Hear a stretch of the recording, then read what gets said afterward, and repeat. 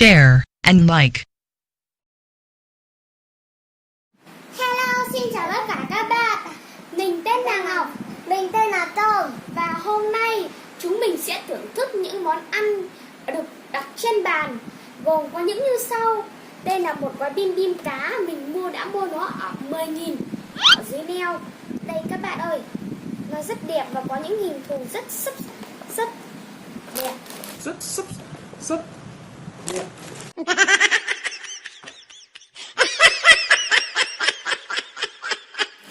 Còn đây là một gói bim bim.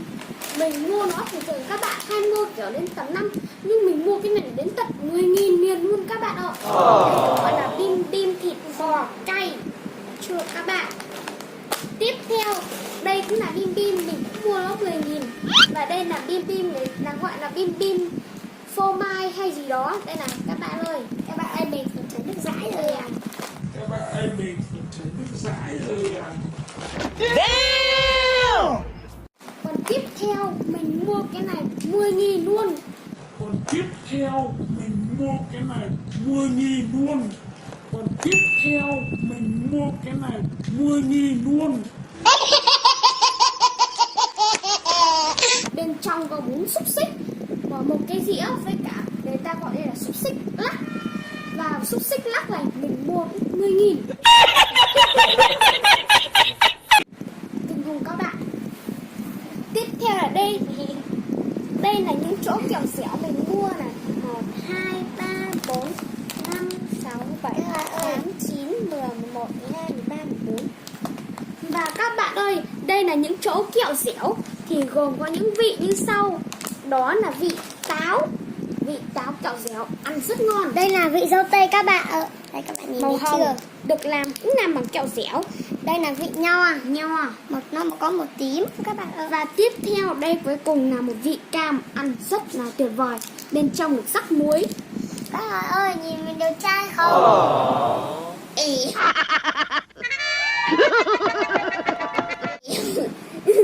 Và bây giờ chúng mình sẽ bóc ra ăn nhá. Đầu tiên chúng ta sẽ bóc ra gói đầu tiên. Đây là xúc xích với cá bò. Hình như bên trong có hình dán đấy các bạn ạ. Không phải hình dán mà là sticker. Chúng ta phải bóc từ từ, không thì nó sẽ bị hỏng.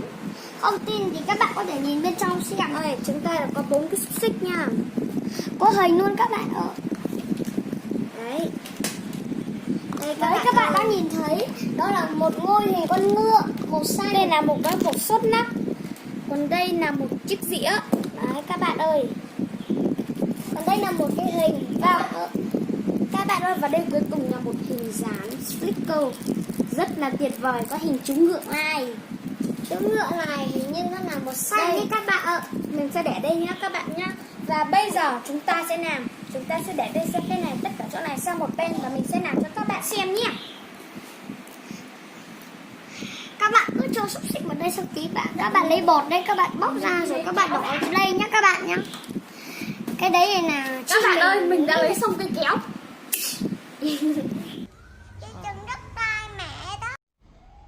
Chừng đất tai mẹ.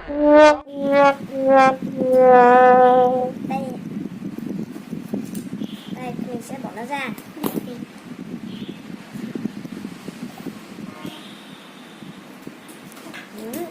Ăn luôn. Vậy mình sẽ ăn nha. Em to ăn trước đi. Xem cái vị như thế nào. To lắm các bạn ơi. Và chúng ta sẽ bỏ một ít sốt nát ra. Đấy, và rắc một ít lên bột. Phải ăn nha. Đây vị ăn rất là ngon. Ngon lắm các bạn ơi. Đấy các bạn ơi, vị ngon tuyệt vời luôn. Có nhiều bột chưa? Bạn Tôm ăn này. Càng có bột càng ngon. Tuyệt vời luôn các bạn ạ. Đây là bạn Tôm. Tiếp theo bây giờ mình sẽ làm cái tiếp theo. Để mình sẽ nắp nó lên.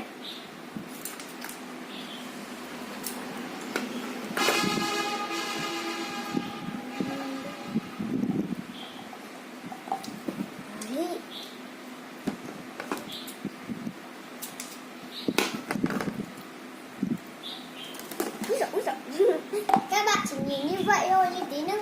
các bạn ơi. Các bạn đừng quấy, cái câu này là mình nói thật luôn. Các bạn đừng quấy, cái câu này là mình nói thật luôn. Nhìn nhìn.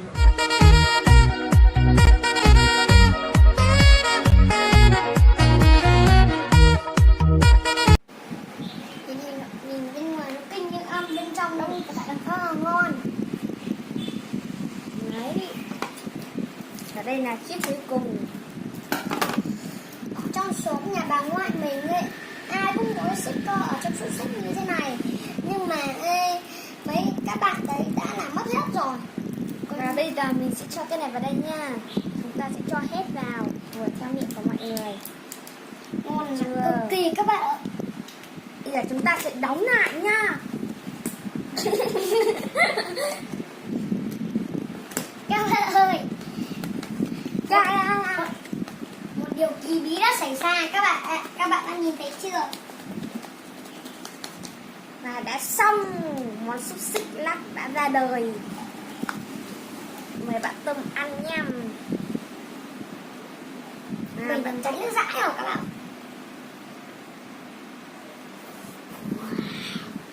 Tôm phê luôn. Mình ngon cực các bạn ạ. Các bạn nào ăn xúc xích chưa? Bạn Tôm ăn hết chỗ này. Đấy. Rồi mình sẽ ăn miếng tiếp theo.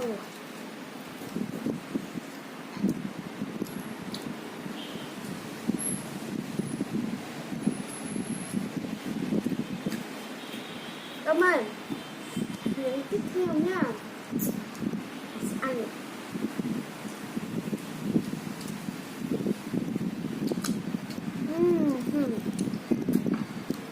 các bạn nhìn này, ở đằng này có các con thú này. Cho mình đây con cam phật, đây con tôm và đây con cá. Hình như đây là cái con hai cổng ấy các bạn ơi. Và tiếp theo, bây giờ mình sẽ thưởng thức đến món tiếp theo. Đó chính là bim bim phô mai. Ngon lắm các bạn ơi. Mời các bạn ăn nha. Và các bạn cùng nha.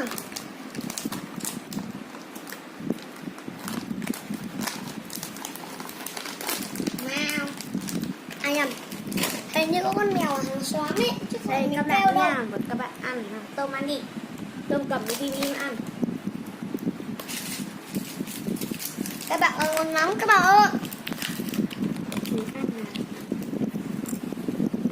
Mình ăn được phô mai. Nó cũng cần giống cái bột của xúc xích cái này các bạn ơi. Cũng cần giống luôn các bạn. Mình nói thật luôn, chứ không nói đùa đâu. Đấy. Bây giờ mình sẽ thưởng thức cho các bạn nha. Miếng dài như khoai tây chiên luôn. Đem đi phô mai đấy. Theo mình tí nữa mình sẽ ăn một đồ. Chắc chắn mình sẽ ăn bim bim. Mình sẽ ăn kẹo.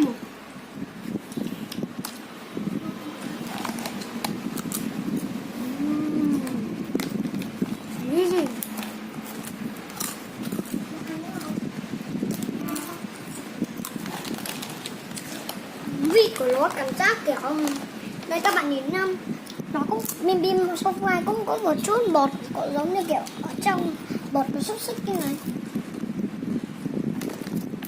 Wow, mình sờ vào rất thấy muối ở chính trên tay mình luôn này.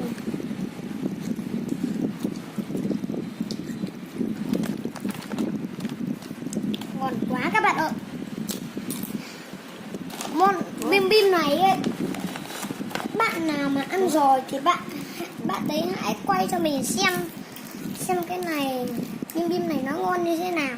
Xem các bạn ăn giống của mình, nó bim bim của mình không.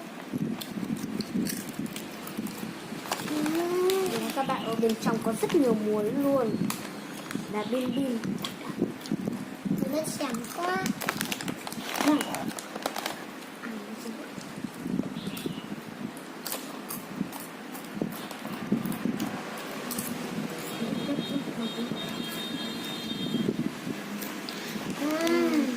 Các bạn ơi, giờ mình rất giỏi luôn. Các bố mẹ mình vẫn gọi mình là siêu cao thủ. Mình có thể nhắm mắt ăn được ấy.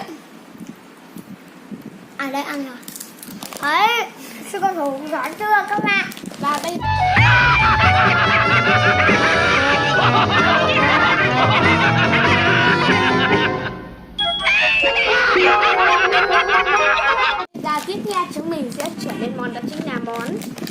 bim bim thịt bò.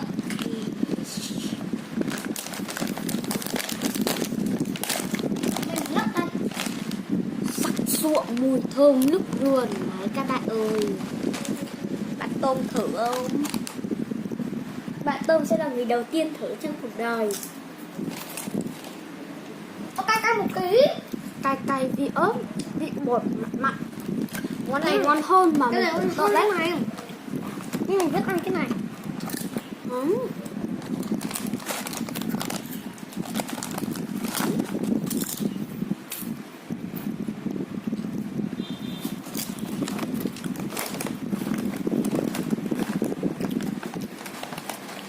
Và bây giờ đố các bạn biết miếng nào là miếng phô mai và miếng nào là miếng xúc xích. Theo Tôm, miếng nào là miếng phô mai? Theo mình là những ngày là mình không mai. Nào, các bạn Tôm thử xem vị phô mai hay đúng không nhá? Đúng rồi. Rồi, và đây là miếng này mình sẽ ăn.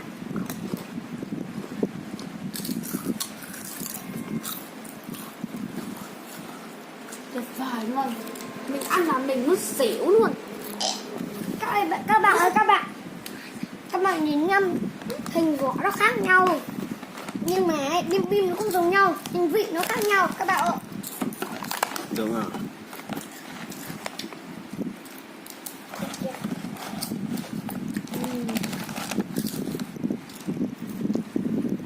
Và các bạn ơi, bây giờ chúng mình sẽ thử bánh kẹo. Chị mình thử kẹo nhưng mình thử bim bim.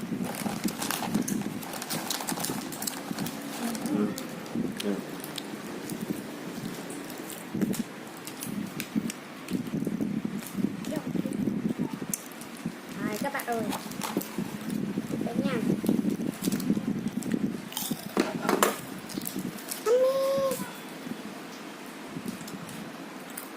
Các bạn ơi nha, vị cam ấy, màu cái kẹo cũng màu cam nhưng mà vị nó khác. Tất cả cái này nha, chỉ có mỗi màu cam thôi các bạn ơi. Nha các bạn ơi, ăn cái vị cam này nha, nó giống vị cam và có nhiều muối mặn mặn ngon ngon, ăn nó dẻo dai, mình ăn ngon lắm. Chứ mình nói là đúng á. Bây giờ bạn Tôm chọn vị nào? Mình sẽ chọn một vị táo nha. Ok.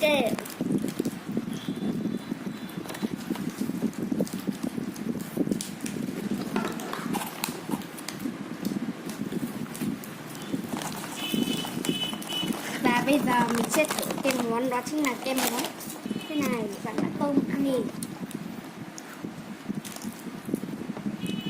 Chị đã chọn.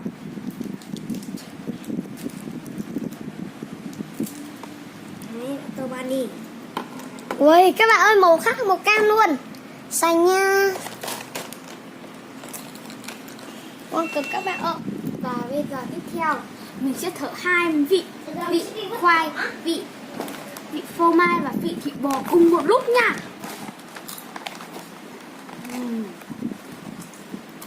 Hòa quyện với nhau ăn rất là ngon.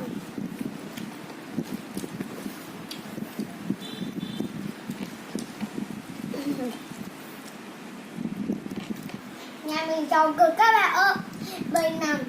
Mình làm tổ trưởng, bố mình làm giám đốc, mẹ mình làm giáo viên, chị mình làm tổ trưởng. Các bạn ơi. Wow. Ông mình làm công an, bà mình làm tổng giám đốc. Và bây giờ các bạn ơi, mình sẽ thử đến món tiếp theo nha. Ui dồi ôi các bạn ơi. Chúng ta phải nói theo đường này ăn nó sẽ đi ngon. Đây người ta gọi là chính là món bim bim cá biển. Các bạn ơi, Trong này nó các bạn sẽ ơi, có các rất bạn. nhiều món. Các bạn ơi, các bạn nhìn nha, bên ngoài là nó sẽ là bọc bìa nhưng bên trong không phải nó có sẵn bim bim đâu.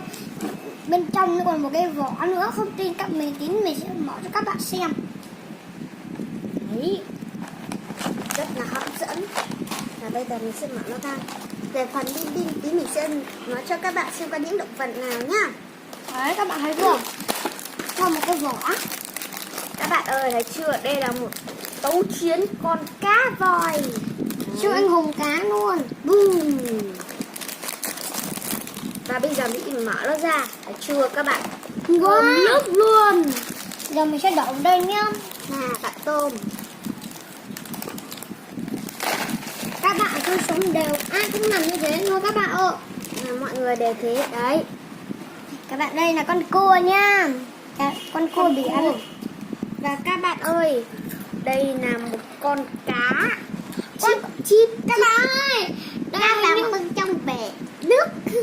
Các bạn ơi, hình như đây không, đây cũng là động vật luôn. Các bạn nhìn nhá, mình có một con gà, gà trống luôn.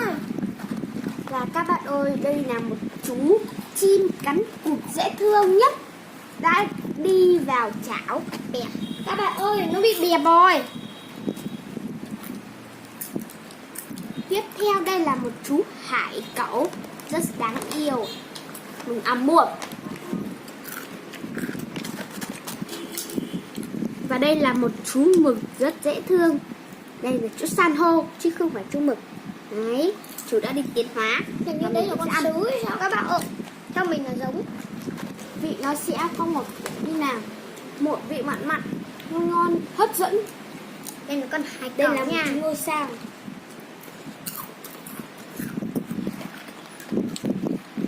Đây, các bạn ơi, cứu mình với. Bạn gà này đã bị gãy cổ. Buộc. Bạn gà này đã bị gãy cổ. Buộc.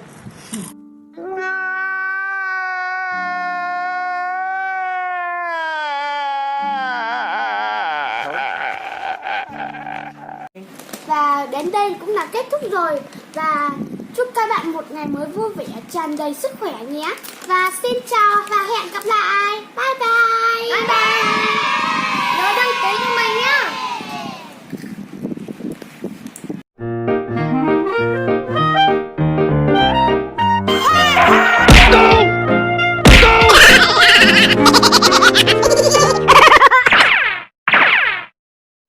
Subscribe, share, and like.